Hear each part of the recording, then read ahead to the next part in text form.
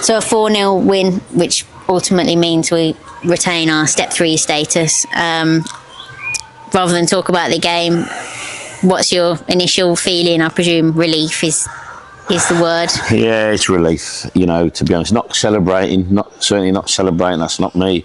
Celebrating staying up.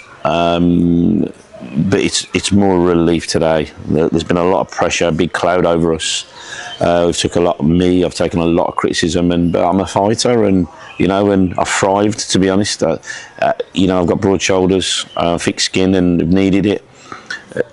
Criticism, I welcome criticism at times, and we've probably deserved it because the results state that we haven't been good enough. But what we said, we've worked really hard on Thursday, and we came up with a plan, that we implemented, and it bore its fruits today. And I thought the boys were outstanding from the first minute. We missed a penalty after 4 or 5 minutes, and it could be a negativity, but we remained positive. We scored just after that, but I think the biggest thing was the lift we got from the fans who have had a real tough time and been critical of us. They were really behind us, which we asked for, and that really helped us. And I don't know if Itchin had a chance today. We've probably had about 15, and another day you're probably going with 7 or 8. But we were really good, and the attitude and the application and the desire from the players was outstanding today. And it's been tough for them. They've taken criticism as well.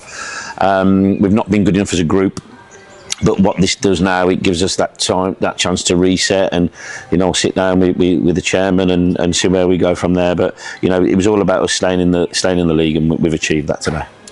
One thing I wanted to mention on that performance, on that starting 11, we've had a few loan players this season, but not one started. Sorry, in the starting 11. Was that a purposeful thing, or was it just how the cards fell? Yeah. So, because we've been struggling as a group, and there's been a lot of change, and we needed to get people in, and it was very difficult to do that. So we went and used the loan market. But these boys are at professional football clubs, and they're 18 and 19 years of age, and it's really tough environment to put them in. And we made a conscious decision, really, let's just go as experienced as we can. And people like Jack Kelly, who's had a good seaand for us, and and Brad Burton, who's not had a great season.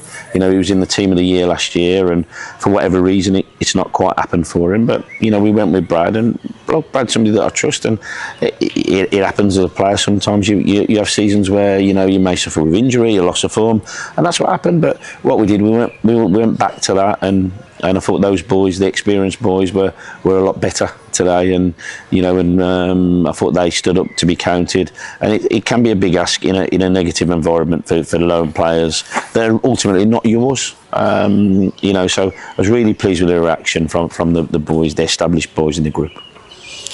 So looking ahead, obviously no more games. How do you look at the next few weeks? Is it just reset and relax a little bit, or are you already thinking of the new season? Yeah, normally as a manager, you're planning ahead, probably 3 or 4 weeks before the end of the season.